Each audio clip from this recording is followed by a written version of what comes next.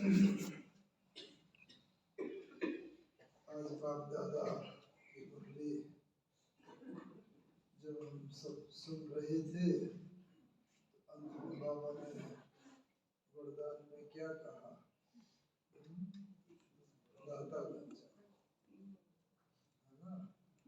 दाता बनेंगे, लेकिन दाता बनने के लिए कौन सा गुण विशेष चाहिए?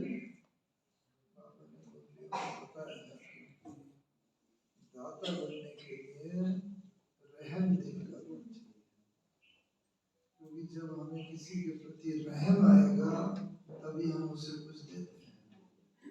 जा रहे हैं कार में, कहीं कोई भिखारी या कोई आता है, छोटा बच्चा होता है, कोई रहम की भावना, तो फिर दाता।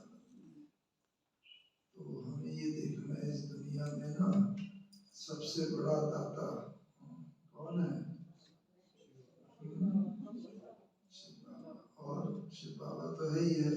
डे टू डे लाइफ में हम बोले हम मास्टर दाता है, हम सब तो मास्टर दाता हैं।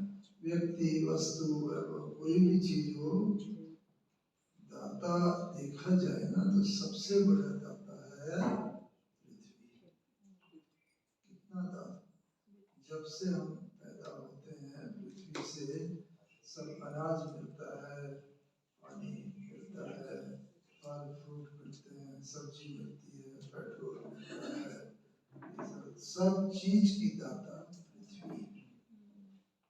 इसीलिए जो रोल मॉडल होता है, तो पृथ्वी को अगर हम दाता समझ करके उसके गुण धारण करते रहेंगे ना, तो क्या होगा कि अंत समय में, हर एक भारतीय संस्कृति में कहा जाता है अंतमति सुखति। हम सब का जो भी पुरुषार्थ हो रहा है वो उस अंतिम एक क्षण के लिए हो रहा है जब हम ये शरीर छोड़ेंगे। हमें चूंकि ब्रह्मा बाबा मामा के साथ रहने का काफी सौभाग्य मिला, तो उनके जीवन से भी जो देखा, तो उस बात को रेफरेंस में लेते हुए हम ये कहेंगे सबसे बड़ी दाता टोटल देखा जाए तो धरती माता तो है ही है, लेकिन प्रकृति ये सबसे बड़ी दाता है। देखो सूर्य है, देता ही रहता है रोशनी और गर्मी, सब कुछ देता है, जीवन देता है, लेकिन बदले में कोई आशा नहीं। इसी प्रकार से जल है, नदियां पहाड़ों से बहती रहती हैं, और बल्कि हम और उल्टा उन्हें पॉल्यूट करते रहते हैं, लेकिन वो जो है अपना कर्तव्य नहीं छोड़ते। तो बाबा भी चाहता है ऐसे ही हम भी दाता बने, और दाता के लिए रहम दिल का गुण आवश्यक है। एक बात ये है।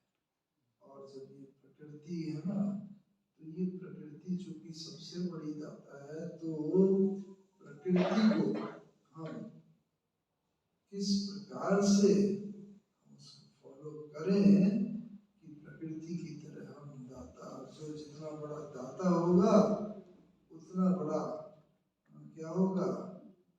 विश्व महाराजन। जिसके होगा ही नहीं वो देगा कहाँ से? और जो राजन होंगे, विश्व महाराजन होंगे, बड़ा होगा, जितना ज्यादा होगा उतना ज्यादा हम देता रहेंगे। तो हम सब तो यहाँ विश्व महाराजन, विश्व महारानी बैठे हैं ना, इसीलिए हमें इसमें देखना है कि प्रकृति, भारतीय संस्कृति ने प्रकृति के ऊपर बहुत बड़ा प्रभाव छोड़ा है। विश्व की आत्माएं उसे मानती हैं। तो भारतीय संस्कृति ने हमें कुछ मंत्र दिए हैं, हम उसे लेते चले हैं, तो हम बहुत बहुत बड़े दाता भी बन जाएंगे, और जो बाबा चाहता है वो भी बन जाएंगे। भारतीय संस्कृति में एक तो मंत्र दिया है हमें, पहला वसुधैव कुटुंबकम, पृथ्वी ही हमारा परिवार है। तो हर एक को हम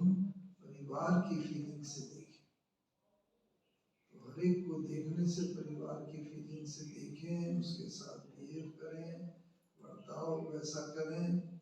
ब्रह्मा बाबा को हम देखते थे, जो भी आता था बस बाबा के पास हम जाते, आओ बच्चे, आओ आओ बेटे बच्चे, ऐसे बाबा हाथ फैला देते थे तो हम लोग चुंबक की तरह खींच करके ना बाबा की बाह में आ जाते।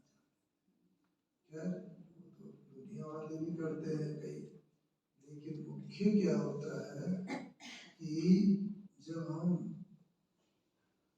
वसुधैव कुटुंबकम की भावना रखते हैं तो हम अक्सर करके इसे मनुष्यों तक ही सीमित रखते हैं।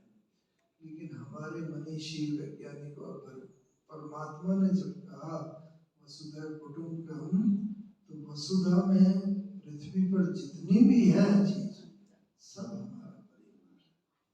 वसुधा में तो पशु पक्षी हैं, जीव जंतु हैं, पेड़ पौधे हैं, 5 तत्व हैं, जल अग्नि वायु पृथ्वी, ये सब हमारा परिवार। इसीलिए इसको हम ये देखें, और ये जब हम भूल गए तो विश्व की सारी समस्याएं खड़ी हो। तो वसुधैव कुटुंबकम में देखो, हाँ सबसे पहले हमारे ये कुटुंब है ना, परिवार वसुधा, तो इसका सबसे छोटा सदस्य कौन सा है? लौकिक दुनिया में भी जब बच्चा पैदा होता है सबसे छोटा सदस्य होता है, वो कहाँ रहता है? बस माँ की छाती से ही लगा रहता है, वहीं से उसका पोषण होता है। तो ऐसे ही धरती माता के साथ जो सदा लगे रहते हैं वो कौन है? पेड़ पौधे। तो वो हमारे परिवार के सबसे छोटे सदस्य, उनको छोटे सदस्य पर सबका प्यार होता है ना। तो इसीलिए पेड़ पौधे जो है ये, इन सब की तरफ हमारा सबसे ज्यादा प्यार होना चाहिए। लेकिन चूंकि उल्टा हो गया, हम उनको ही काटते चले गए हैं, दोहन करते चले गए हैं बिल्कुल, और इसका प्रोपोर्शन कम ही होता चला गया। इसीलिए आज विश्व की सबसे बड़ी समस्या कौन सी? ग्लोबल वार्मिंग जो है ना, हाँ, वो खड़ी हो गई है। क्यों? क्योंकि पेड़ पौधे कम हो गए हैं, वो ऑक्सीजन देते हैं हमें, और मनुष्य कार्बन डाइऑक्साइड निकालता है श्वास में, वो कार्बन डाइऑक्साइड को ऑक्सीजन में फिर परिवर्तन करके हमें देते हैं, हम कार्बन डाइऑक्साइड। तो हमारा जीवन इन पर आधारित है, लेकिन ये हम व्यक्तिगत भूल गए और उनको काटते चले जा रहे हैं, बिल्कुल कम करते चले जा रहे हैं। वहाँ पर विकास के नाम पर ये हो रहा है। तो एक तो हमारे सबसे छोटे सदस्य ये है। बच्चा जब छोटा होता है, फिर जब और थोड़ा बड़ा होता है तो बच्चा क्या करता है? हाँ? थोड़ा होता है तो थोड़ा पेट के बल चलना शुरू करता है, रहना शुरू करता है। ऐसे दूसरे मेंबर जो हैं वो हैं ऐसे जीव जंतु, जैसे सांप है, और जो रगड़ के धरती से चलते, वो हमारे सेकंड यंगेस्ट मेंबर। तीसरे मेंबर हैं, फिर जब बच्चा थोड़ा बड़ा होता है ना, तो 2 हाथ 2 पैर से चलना शुरू करता है ना, तो चौपाई जो है, पशु जो है, वो हमारे थर्ड मेंबर, यंगेस्ट यानी एल्डर मेंबर है, उनसे वो। और जब बच्चा और बड़ा हो जाता है तो फिर तो वो 2 पैर पर चलता है। तो मनुष्य, हम लोग एल्डेस्ट मेंबर है, सबसे बड़े सदस्य हैं वसुधैव कुटुंबकम के। तो हमें बड़ा सदस्य होने के नाते हमारा ये फर्ज है अपने परिवार के छोटे सदस्यों को अधिक से अधिक प्यार भी दें, उनकी पालना करें। लेकिन ऐसा तो हो नहीं पाता है, देखते हैं और जानवरों को मार करके दुनिया के आधे से ज्यादा हिस्से में तो नॉन वेज चलता है उनका, वो होता है। तो बाबा को हमने देखा, हाँ हमारे यहाँ जब भोग लगता था ना गुरुवार को, मैंने बताया भी था शायद, मधुबन में हिस्ट्री और में 3 समिति रहती थी।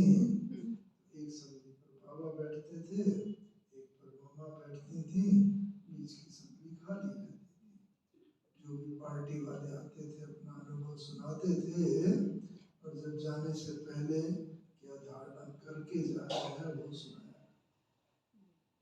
तो गुरुवार के दिन संदेशी भोग लगाती थी, तो गुरुवार के दिन जब भोग लगता था, बस बाबा संदेशी को देख के, हाँ बच्ची गो सुन कम सुन, हाँ, जाओ बाबा तो क्या कहते हैं, ये क्या है, भोग ध्यान वगैरह का पाठ क्या है, खेल पाठ है, इसमें कोई विकर्म विनाश नहीं होते हैं, इसलिए जाओ भोग लगाओ बाबा को और फिर आओ। संदेशी जाती थी, भोग लगा के आके संदेश सुनाती थी, सब सुनते थे, बाबा भी सुनते थे।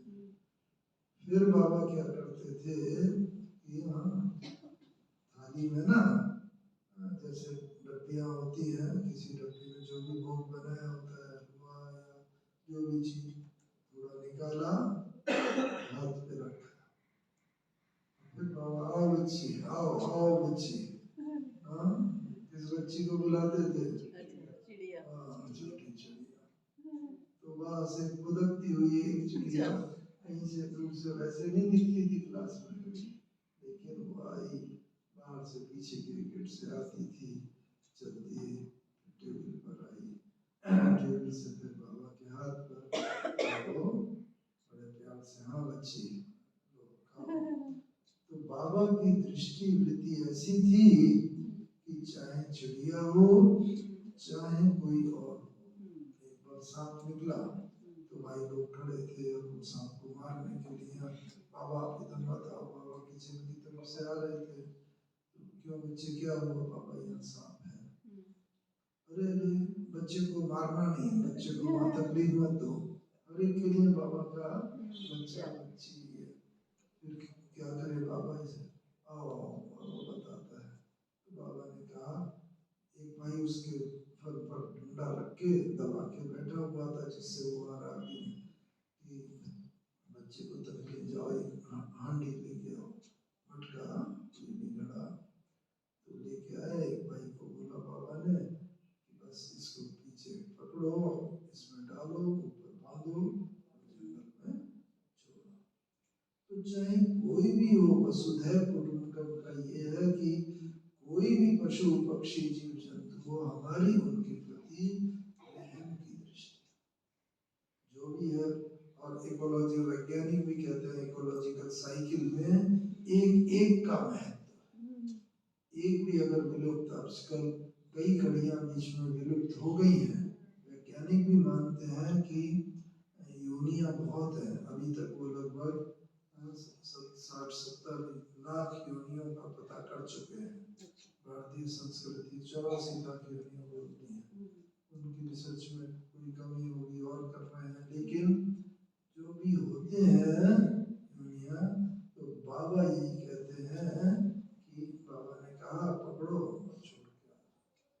तो एक तो ये रहम दिल की भावना, जो आज बाबा ने कहा दाता बनो, तो दाता बनने के लिए रहम दिल की भावना ये आवश्यक। भारतीय संस्कृति ने दूसरा मंत्र दिया है, कौन सा, जियो और जीने दो।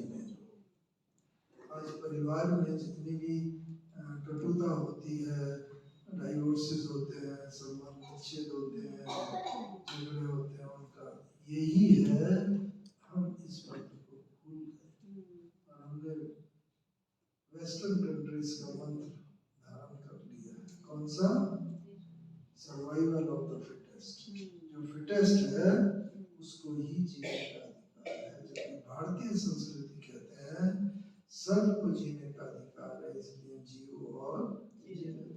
हम अपनी संस्कृति भूल गए और विदेश के उस पर, तो ये तो जंगल रूल है, सर्वाइवल ऑफ द फिटेस्ट। एक जानवर अपने से छोटे जानवर को खा लेगा, उससे छोटा जानवर दूसरे को उसको खा लेगा, लास्ट में शेर जैसे जंगल का राजा, और सब उससे भय खाते हैं और वो दूसरे जानवरों को खाता रहता है।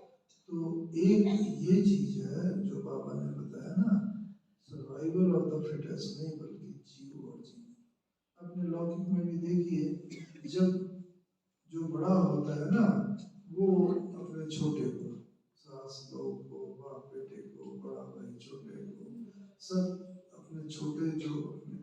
मत है, उनको चलाना चाहिए, मेरी बात मानो। और जब वो मेरी बात नहीं मानता है तो क्या होता है?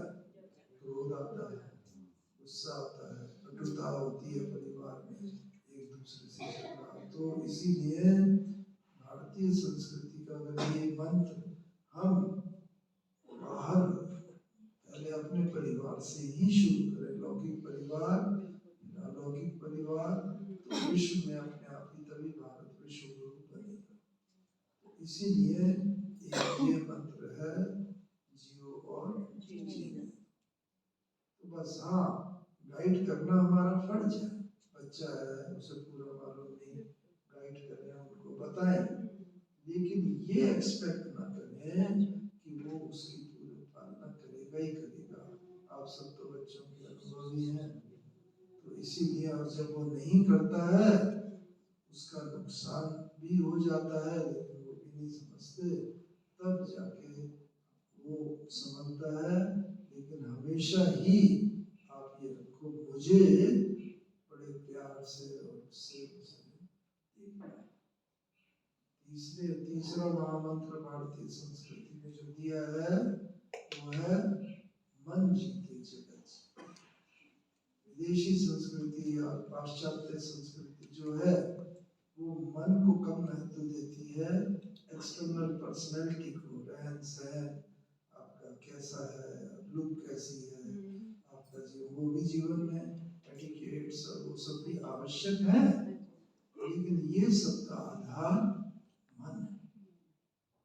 इसीलिए एक बार एक राजा के दरबार में एक व्यक्ति भिक्षा पात्र लेकर के आया, उसने कहा महाराज मुझे कुछ भिक्षा दीजिए।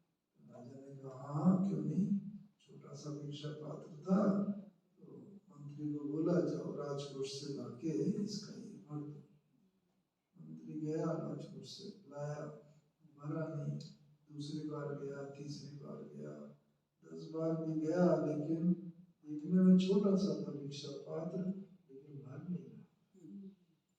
राजा ने कहा महाराज जरूर इसमें कोई राज है, इतना लाके इसने दिया और ये भर नहीं रहा है। तो उसने कहा महाराज इसमें राज ये है कि ये भिक्षा पात्र जो बना हुआ है ना, ये मनुष्य की खोपड़ी का बना और उसमें मन है, और मन तो कभी तृप्त होता ही नहीं। एक इच्छा पूरी हुई, दूसरी इच्छा को जन्म दे देगा, दूसरी पूरी हुई, तीसरा। तो इसीलिए मन कभी तृप्त नहीं होता, इसलिए ये पात्र कभी भरेगा। हमारा भी बाबा ने मंत्र दिया है, कर्मातीत बनना है, संपूर्ण बनना है, तो मन के ऊपर विजय प्राप्त करो, संकल्पों के ऊपर। सबसे खजाने तो बहुत दिए हैं, बड़े से बड़े खजाना कौन सा है? कई बार बाबा ने कहा समय और संकल्प, ये दोनों खजाने सबसे बड़े हैं। इसीलिए इस खजाने को वेस्ट न करने का साधन क्या है कि संकल्पों का ना हम सकाश देते हैं, विश्व को दान देते हैं। आज मनुष्य को बहुत आवश्यकता है, दुखी है, अशांत है। अमृत वेले विशेष करके जब बैठे, बाबा ने कहा भी है, बाबा चक्कर लगाने सुबह 4 बजे निकलता है, उस समय बच्चे जो भी इच्छा रखते हैं तो बाबा बंधा हुआ है उसको वरदान के रूप में बच्चों को देने। लेकिन बच्चों को बड़ा अलर्ट और एक्टिव होके और एक रस बुद्धि के साथ बैठना। इस तरह भारतीय, क्योंकि भारत में स्वर्ग आना है ना, तो इस भारतीय संस्कृति को हमें पुनर्जीवित और करके प्रैक्टिकल अपने जीवन में लाना। और भारतीय संस्कृति में क्या बड़ी बात बोली है, संसार जो है नाटकशाला है, और मुख्य जो हम सब खेल खेल रहे हैं दो हैं, एक पुरुष और एक प्रकृति। आत्मा इस शरीर के साथ, प्रकृति 5 तत्वों का बना शरीर है, इसके द्वारा जो खेल खेल रही है वो आत्मा है, शरीर नहीं। शरीर तो रोल अदा कर रहा है, हमारा कर्मचारी है। जैसा राजा ऑर्डर करती है वैसे ही हमारी कर्मेंद्रियां कर्म करती है। इसीलिए बाबा ने कहा है सदा पुरुष और प्रकृति के इस खेल को साक्षी होकर के पार्ट प्ले करते चलो, आगे बढ़ते चलो।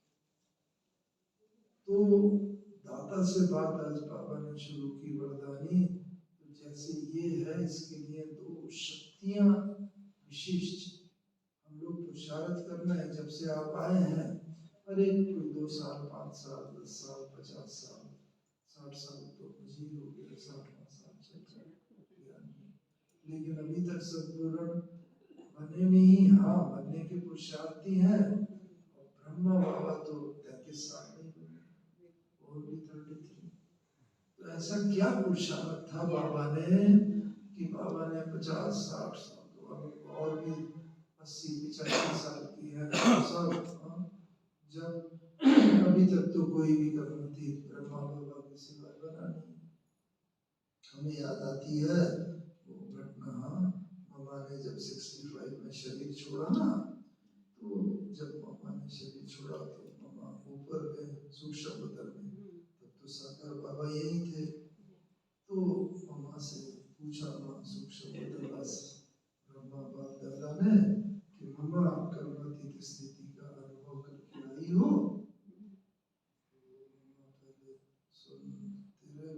नहीं बाबा, मैंने तो कर्मातीत स्थिति का अनुभव नहीं किया। तो ऊपर सूक्ष्म बदन में मामा को बोला, बाबा ने जाओ बच्ची, अभी हिस्ट्री हॉल में तुम्हारा शरीर रखा है, सब बच्चे योग कर रहे हैं, बाबा भी योग कर रहा है, तुम्हारा आवाहन हो रहा है, जाओ तो उस अपने शरीर में कर्मातीत स्थिति का अनुभव करके आओ।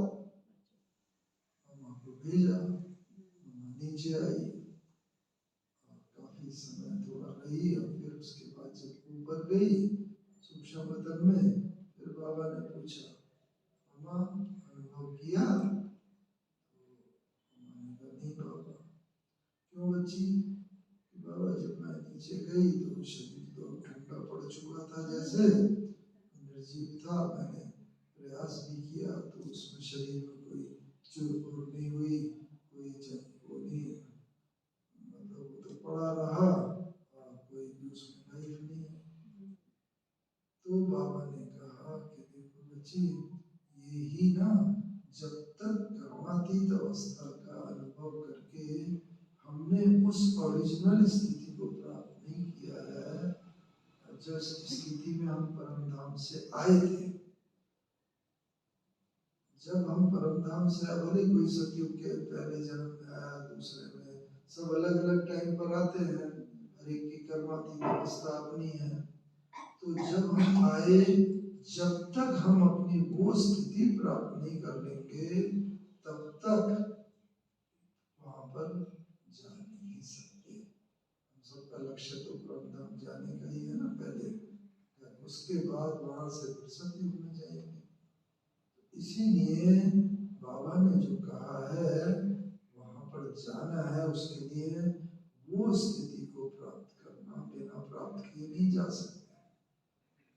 जब तक वो प्राप्त नहीं किया है, थोड़ा बहुत प्राप्त किया बचा हुआ, फिर सजाएं खानी पड़ेगी धर्मराजपुरी में, गर्भ जेल में सजाएं खानी पड़ेगी, और वो तब होगा, सतयुग में तो गर्भ जेल होगा नहीं। तो इसीलिए यहीं पर ही पुनर्जन्म। तो अभी तक जो भी आत्माएं शरीर छोड़ के गई हैं, तो वो उनमें से बाबा ब्रह्मा बाबा को छोड़ के जो गर्भातीत बन के सूक्ष्म बदन में है, और सब बच्चों की कोई भी आत्मा परमधाम तक नहीं गर्भातीत बनी नहीं।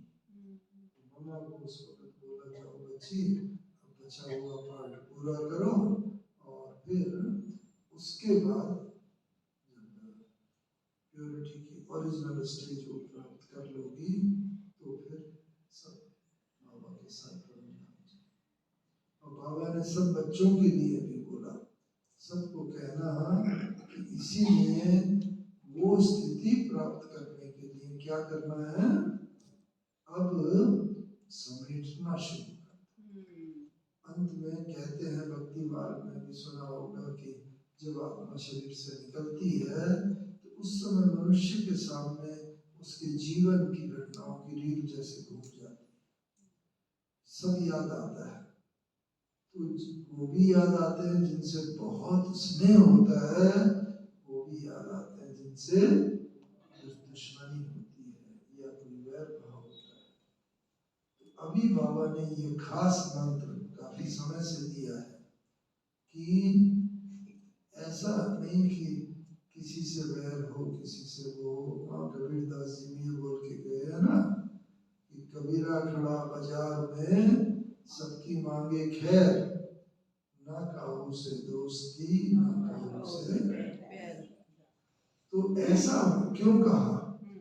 क्योंकि कर्मातीत अवस्था बनने में या तो ये रुकावट डालेगा जिससे बैर है वो याद आता रहेगा, इसने मेरे साथ ये किया, मेरे पुरुषार्थ के मार्ग में रुकावट डाली, इसने ऐसा किया, या वो याद आएगा जिससे बहुत प्यार होगा। और यहाँ पर भी हम देखें कि किसी से इतना भी स्नेह तो नहीं कि उससे मिले बिना, उसको अपने दिल की बात बताए बिना जैसे कि हम चैन नहीं करते। क्यों?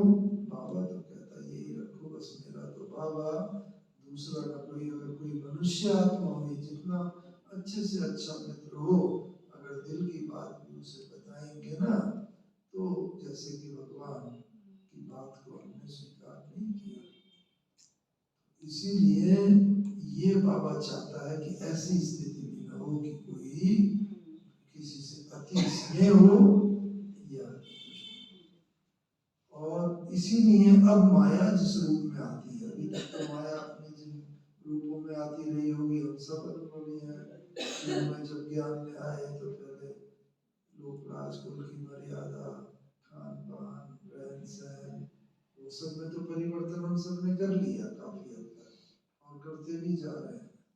लेकिन अब आवश्यकता क्या है कि हमारा ना सबके प्रति समभाव, जैसे बाबा का जो महाराजा होता है ना, कुछ महाराजा उसका अपनी प्रजा के प्रति जैसे कल्याण की, हम सब तो महाराजा महारानी बैठे हैं। इस कारण से ये आवश्यक है कि कर्मातीत बनने के लिए हमें समेटना पड़े। समेटा नहीं होगा तो जिसके प्रति ज्यादा होगा, जो ज्यादा सहयोगी होगा, ज्यादा स्नेह होगा, वो याद आएगा, या वो दूसरा वैभव। इसीलिए बाबा ये बोलता है माया जो आएगी ना, अभी तक तो माया अपने रूप में क्रूड फॉर्म में आती है। क्रोध आएगा हमें पता चल जाएगा, अहंकार हुआ, ईर्ष्या हुई, द्वेष हुई, भले बोले ना बोले हमें पता चल जाएगा ये माया। लेकिन माया अब ऐसे रूपों में आ रही है, बड़े मोहनी रूप में, माया जैसी लगती नहीं। सबके प्रति स्नेह भाव, प्रेम भाव बहुत ज्यादा, और हमें लगेगा ये तो बाबा ने कहा ही है सबसे स्नेह, लेकिन वो अपनी सीमाएं तोड़ करके व्यक्ति को नाम रूप में और दूसरे उसमें ले जाता है, और व्यक्ति को बाबा से की याद से दूर कर। इससे सबके प्रति हमारा भाव, और वो भाव कब होगा? जब हमारे साक्षी दृष्टा होके हम काम करेंगे। अभी जो है ना, हम साक्षी नहीं, किसी के प्रति इसमें रोड पर जाते हैं, कहीं किसी का एक्सीडेंट हुआ और वो ठीक है, होते रहते हैं, देखा, लेकिन कोई अपना अगर है तुरंत वो भाव पैदा होता है अपनापन का। तो साक्षी दृष्टा के लिए मुख्य दो तीन बातें याद रखें। एक तो साक्षी दृष्टा का है, दृष्टा कौन है? आत्मा, आत्मा देखने वाली। दूसरी चीज दृष्टि, इनके थ्रू देखती। हम लोग भी जब मानो खिड़की के पास खड़े हैं तो खिड़की खुद नहीं देखती, लेकिन खिड़की के पीछे जो खड़ा हुआ है वो देख रहा। ऐसे ही ये खिड़कियां हैं, ये खुद आंख नहीं देखती। हम समझते हैं आंख देख रही है, आंख के द्वारा, लेकिन आंख नहीं देख रही है। आँख तो मृत व्यक्ति की भी होती है, खुली भी रहती है, कई बार खुली आँख से लेकिन देख नहीं सकते। तो देखने वाला दूसरा, तो एक तो हम समझे मैं दृष्टा हूँ, आत्मा हूँ, इस दृष्टि के थ्रू देख रही हूँ। और तीसरा, मुझे मेरा दृष्टिकोण कैसा है, जैसा मेरा दृष्टिकोण होगा, अगर पॉजिटिव होगा तो हम हर बात को पॉजिटिव होगा। जो गीता में कहा है, ये रियली प्रैक्टिकल है, जो होता है सो अच्छा होता है, जो हो रहा है और भी अच्छा, जो होगा तो और भी अच्छा।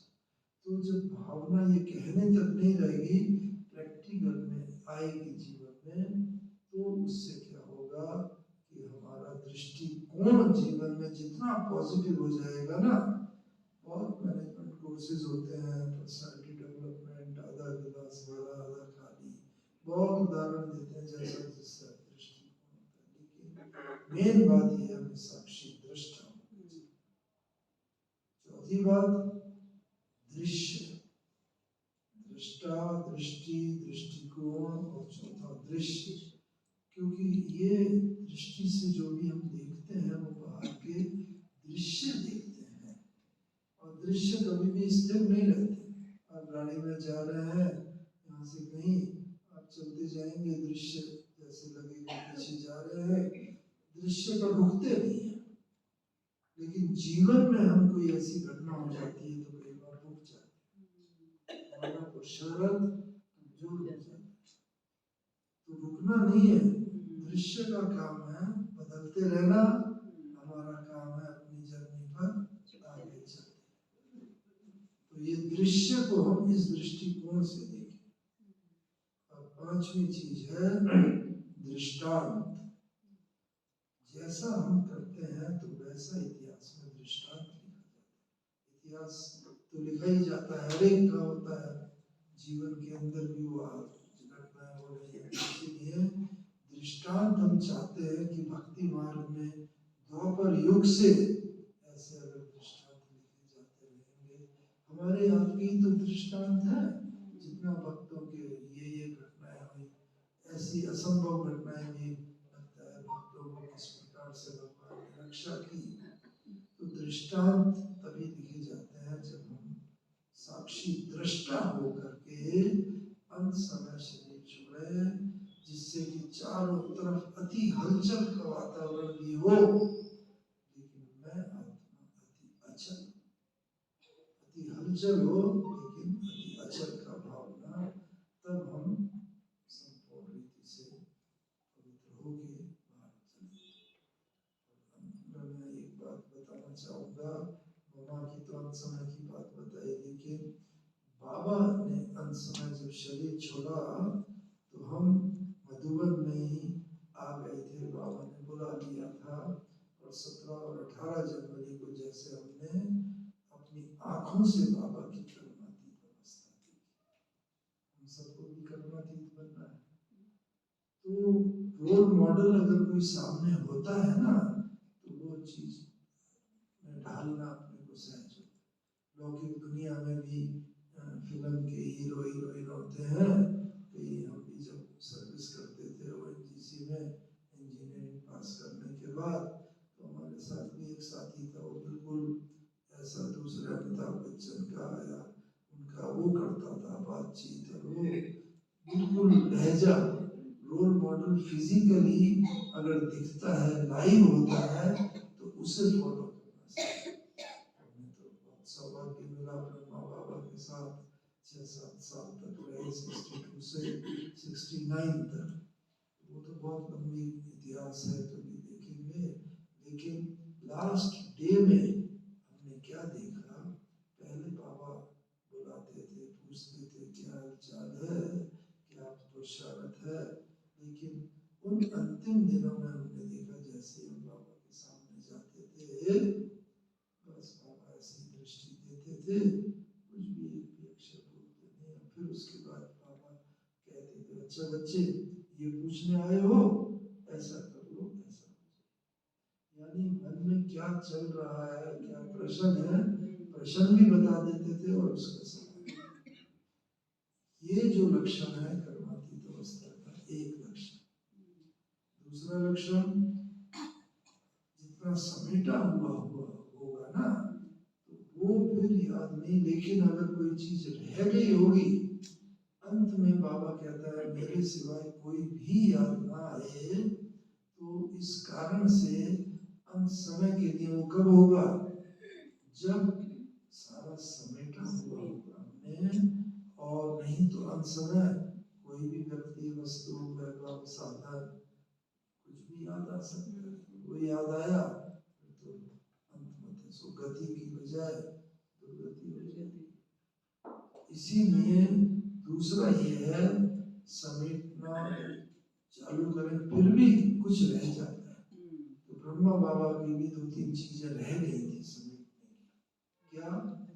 ब्रह्मा बाबा पहले तो उस टाइम तो पत्र चला करते थे ना, बाबा भी लाल लाल लाइन अक्षरों से पत्र लिखता था, बहुत स्वीट स्पेशल पत्र होते थे वो।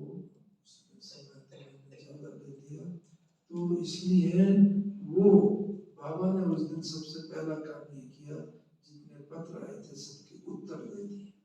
किसी बच्चे को ये संकल्प ना रहे कि अरे मैंने बाबा को पत्र लिखा, बाबा का जवाब नहीं आया, बाबा चला गया।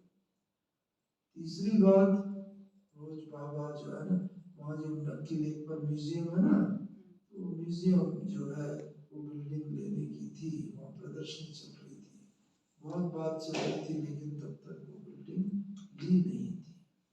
हमारे पास साधन इतने नहीं थे उस समय, यज्ञ छोटा था, लेकिन अंतिम दिन बाबा ने उस फाइल पर डिसाइड करके इसको ले लिया जाए, सेवा के लिए लगाया जाए, तो वो कर लिया। चौथी बात, रोज रात्रि क्लास तो शाम को 9 बजे होती है मधुबन में, 9:15।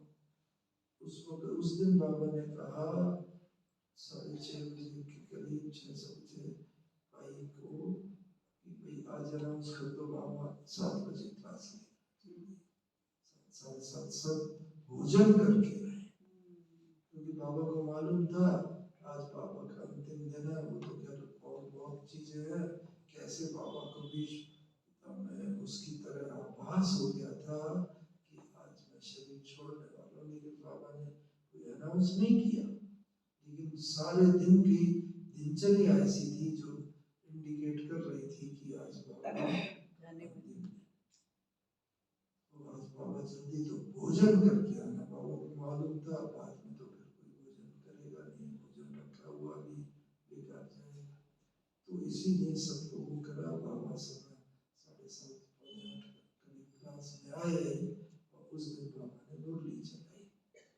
और वैसे बाबा को सर्दी थी, 93 इयर्स की एज थी, सर्दी के मौसम था, लेकिन उस दिन बाबा को उस अंतिम मुरली में एक बार भी खांसी नहीं आई।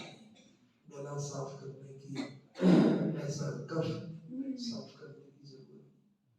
क्यों? क्योंकि जब हमारी भी कर्मातीत अवस्था आएगी, बाबा की तो कर्मातीत अवस्था हो गई, तो शरीर के कर्म भोगों के ऊपर योग बल में संपूर्ण रीति से विजय प्राप्त कर। तो हमारा भी अंतिम पेपर ये शरीर का है, इससे भी बड़ा चौकस सावधान रहने का है, क्योंकि ये शरीर के पेपर में ही, अंतिम पेपर में अधिकतर फेल हो जाते हैं। तो बाबा ने उस अंतिम पेपर में, हाँ उस बाबा ने क्लास में कही, मैं भी सामने बैठा हुआ था, तो बस कर्मातीत अवस्था की आत्मा होती है तो मन के भाव को वो एकदम पढ़ लेती, हम कहें या ना कहें।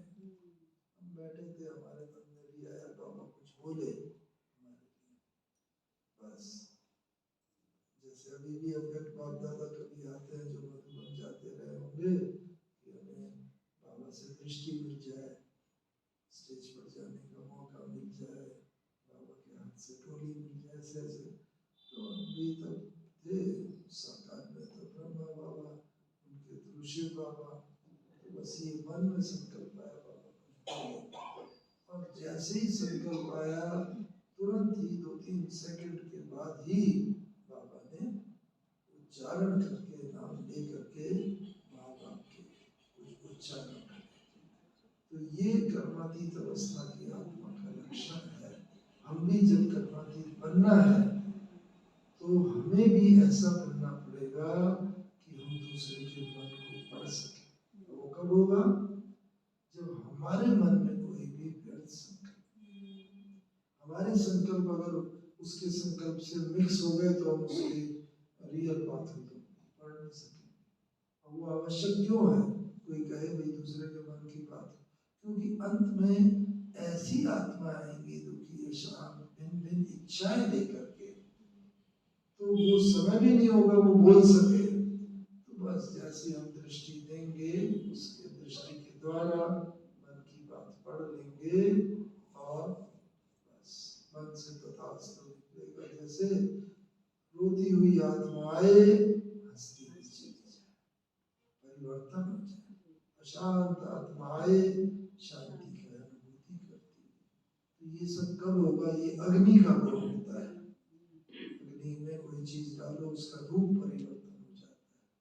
तो हमारी भी जब ज्वालामुखी अग्नि होगी, योग की इतनी ऊंची स्टेज होगी पराकाष्ठा, तो हम किसी की भी मन की बात को परख करके उसको उसकी इच्छा के अनुरूप, शुभ इच्छा, अंत में तो चारों तरफ जब बहुत हलचल का वातावरण होगा, बहुत आत्मा आएंगी, किसी से पूछने का नहीं, किसी को बोलने का नहीं, समय नहीं होगा, तो हम बस हर एक को अपनी इच्छा की पूर्ति का,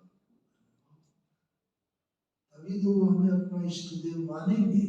हाँ, उनके पास गए मेरी इच्छा, तो भक्ति मार्ग में वो हमारी मूर्तियां बना के तब हमारे भक्त के रूप में वो हमारी पूजा करेंगे। मूर्ति बना के तो करेंगे, लेकिन अभी जब हम चैतन्य में हैं तो पहले तो हम चैतन्य में उनके मन में हमारे प्रति ये भाव रहना चाहिए। इस भाव के लिए हम लोग तैयार रहें। ये होता है तो अभी आप सब लोगों को बहुत मधुबन की तरफ से, भाई बहनों की तरफ से, दादियों की, दीदियों की, वरिष्ठ सबकी तरफ से बहुत बहुत बहुत आपकी याद प्यार स्वीकार करना।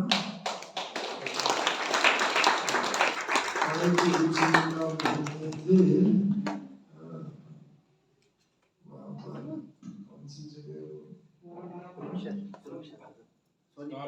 सोनीपत से पहले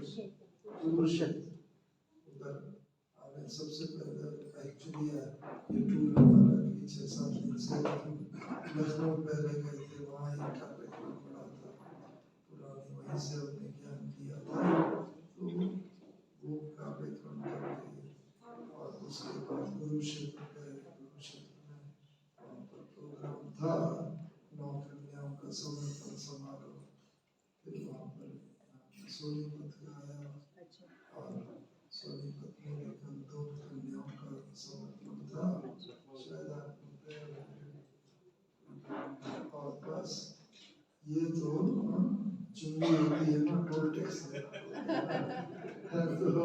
टोल टैक्स दे करके और बस कल को प्लान कर रहे हैं कि यहाँ से जाएंगे। और आप सब लोगों को बहुत बहुत बहुत मधुबन के बाबा के घर की याद प्यार स्वीकार हो।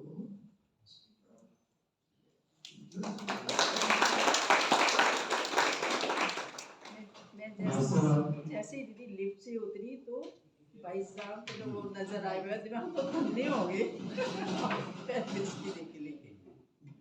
वैसे मम्मा बाबा के बारे में तो बहुतों से सुनते रहे हैं, लेकिन आप तो ज्ञान सरोवर में रहे हैं शुरू से, तो चंद्रमणि दादी, बड़ी दादी, मनोहर दादी, इन सब दादियों के अनशन भी दीदी के साथ भी कुछ वो यादें, कुछ उस समय की चीजें। नहीं, अभी तो मुझे जो बताया गया था समय, आज तो वर्किंग डे है ना, इसीलिए जाना कल सुबह फिर देखें को कल शाम को जाने का प्लान है कल को। और अगर जी ने समय दिया बोला तो तब और बहुत ऐसी बातें सुनाएंगे जो दादियों के साथ की, जैसे बताया। मम्मा की ये बात सुनी हुई थी, मम्मा शरीर छोड़ के गए, कई बातें ऐसी हुई हैं होती हैं जो बहुत समय बीत जाता है तो भूल जाती है किसी के। उस समय भाई बहन भी बहुत कम थे जो उस समय थे, आज तक चलते रहे हों, बहुत ही कम।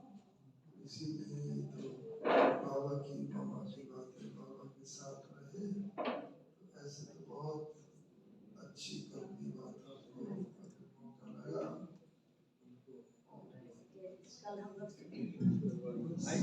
जाने वाले भाई साहब से टोली लेकर के जाएंगे। भाई जी से एक मिनट, भाई जी जाने वाले टोली लेके जाएंगे भाई भाई साहब। जी एक मिनट आपसे जी। आप तो भाई जी जो आज आपने हमें बताया पृथ्वी और प्रकृति कैसे हमारी दाता है, ये एक वर्कशॉप हुआ था जिसमें मैंने आपको सुना था, यही चीज़ आपने जो यहाँ बताई है, वहाँ पर लिंक का कोई वर्कशॉप था तो आपने वहाँ सुनाया। और एक और मैं 2012 में भाई जी मैं गया था मधुबन में, तो बाबा का मिलन के टाइम थे, तो उस वक्त जब हमें गए तो हम ज्ञान में आए थे, तब नए नए थे, 2 साल ही थे। तो हमने वहाँ बोला हमको कहाँ पर रहेंगे, तो उन्होंने कुछ ऐसा जगह दी कि आप वहाँ रहो। तो हमने बोला नहीं, हम तो ऐसा है एक अलग कमरा में रहना चाहते हैं। तब यंग थे, तो उस वक्त भाई जी को ये कमरा था जो आपका कमरा था। तो आप मुझे बताना ये ठीक है, जो बात हुई थी हमारी वहाँ पे, उन्होंने बोला कि सिंगल भाई जी का वो कमरा है, डबल बेड है, लेकिन वो इस वक्त यहाँ नहीं है, तो आपको हम वो कमरा दे सकते। तो मुझे ऐसा लगता है आपकी दाता भावना इतनी थी कि आप अपना कमरा भी रहने के लिए दे देते थे। नहीं तो नॉर्मली लोग अपने कमरे को कहते हैं भाई हमारे बेड पे मत सोइए। तो मुझे उस वक्त ये भाग्य मिला कि मैं आपके बेड था, या दो बेड थे उसमें, ज्ञान सर, हाँ ज्ञान सर, तो वहाँ पर हम आपके वहाँ सोए थे। तो मुझे आज इतना अच्छा लग रहा है भाई जी कि आपका स्पर्श जो है इतने साल पहले हुआ।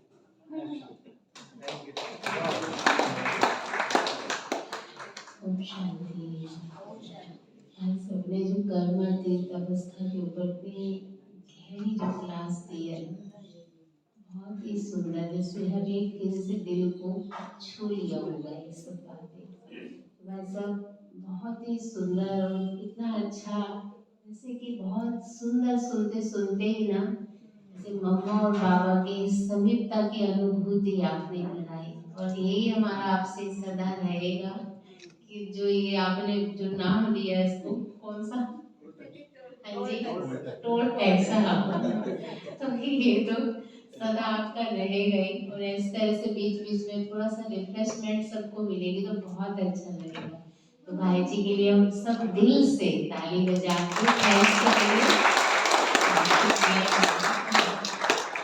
साथ में अशोक भैया का भी, जो भैया हमको ले